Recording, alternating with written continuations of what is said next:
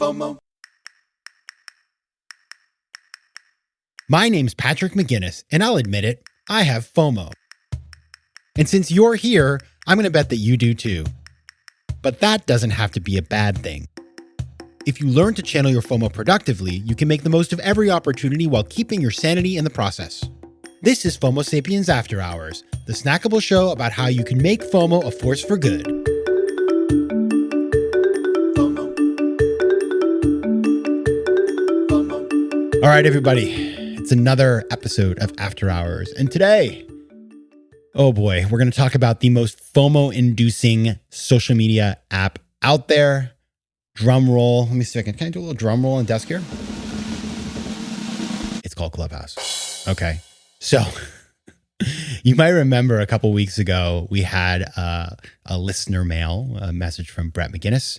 And I was talking to Brett around that time and we stayed in touch, and he wrote me a note and he said, hey, do you have any advice for Clubhouse? You know, because I'm going to start getting involved in Clubhouse. And my answer was like, I don't know, because Clubhouse is causing me a bunch of FOMO and stress. I don't know, think about Clubhouse. And so I decided to talk about Clubhouse this week because I just said it like a Canadian there, Clubhouse. I meant Clubhouse because everybody's talking about Clubhouse. I feel like every conversation I have has a Clubhouse element, and everybody kind of criticizes, Clubhouse is the worst, but yet they're all on it. And so I just think it's interesting to unpack that. What the heck is going on with Clubhouse? And so I have 5, count them, 1, 2, 3, 4, 5 hot takes on Clubhouse that I want to share with you today. Okay, hot take number 1. This, I don't think it's that hot a take, but I'll just tell you what I think. I think Clubhouse is interesting, and I'm going to tell you why.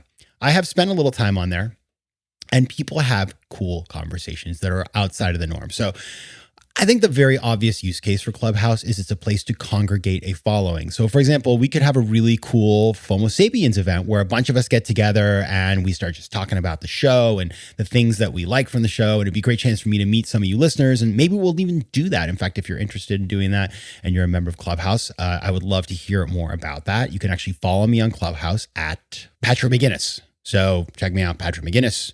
And I just like the fact that you get groups of people together, and there are some really interesting people. Obviously, the Elon Musks of the world and all those types come on, and that's great too.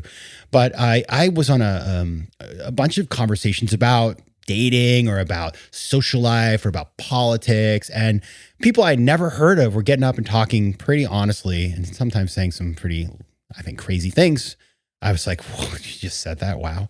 But I think it's a great way to learn about topics that you may not have exposure to. And frankly, I was listening to a conversation about race, and that's a conversation that I really wanted to hear, and I don't get to have all the time with certain people. And so hearing about concepts of racial equity and from people who are living lives that are affected by racism, for me was super educational, and I valued being able to hear that. So I think there's a lot of value for people when they listen on Clubhouse. But let's move on to number 2, hot take number 2. It is super, super time consuming. I mean, you get on Clubhouse and then you're like 14 hours later when you get off it because your phone is dying, you're sort of like, oh my God, like where did the time go? I wonder if people maybe just put it on in the background while they're doing other things, but it just sucks up a lot of time. And I have a good friend who's been doing events on there, and she was telling me her experience. It's like, yeah, I love doing it, but frankly, it's like things go for 3 hours. So you start at 9 o'clock and it's suddenly midnight, and you're sort of like, gosh, where did the time go? And so it does require a ton of time. And that's an interesting thing because obviously during a pandemic, people have time to spare. And so it's just a great way to kill time. But what's going to happen when people are busy again? Are they going to want to be on Clubhouse? That is a mystery. We don't know what's going to happen. But I do think that the time sort of element, it's going to have to change because people cannot devote 3 hours to a conversation every week or every night or however frequently you're on it. And I think maybe after the pandemic, we'll see that those conversations will get a little shorter. That's what I would predict, but I guess we will see when that happens. Number 3 hot take on Clubhouse, and this is something I don't like. It's like, oh my goodness, I have to build a whole new following. I mean, if you are on social media and maybe use social media for work, it's like you did Facebook and then, who's on Facebook? Your parents, right? And then you moved on to Twitter, and now Twitter is basically journalists and angry people. And then Instagram comes along, and I love Instagram and it's a great place to be. But then TikTok comes. It's like, oh, do I have to do that too? I've skipped that. I skipped Snapchat. And now it's another thing to build a following on. There's LinkedIn. I mean, who has time for this stuff? It drives me nuts. And so the idea of trying to build another following on another platform, it just feels like it's like, oh, I just climbed the mountain. Okay, let me just take the gondola down and climb up it again and again and again. It's just, what's next? Somebody told me about some new Instagram that's coming out. I don't even want to know about that. So building a new following, it's just, and they make it easy, of course, because they sort of tap into your existing, but just who has time to even accept all those people or to connect to other people? I find that difficult. Hot take number 4. Monetization. So one of the things they're trying to do to get all the FOMO, and I saw this in my own little experiments on Clubhouse, is just listening into sessions. There's a lot of sessions about how to build your following or how to make money on Clubhouse because they're introducing monetization, which is really smart. However, you sort of like, when you're somebody who's creating content for a living and you're like, oh boy, another opportunity for monetization, you're excited, but we still have no idea how that's even going to work and if there's any money in it. And so dangling this monetization over people's shoulders, that and the idea that because it's a new social network, it's kind of the rules are unwritten and that we're starting from zero and that anybody can be big. It's like you can blow up on Clubhouse and become rich and famous. That's a lot of FOMO that's being generated, and people definitely feel it and they want to get involved. And so this monetization angle is interesting, but I just don't even know what that means yet. And so I think it's clever of them to dangle the little carrot of monetization in front of people as a way to get people to want to build a following and spend time on the app.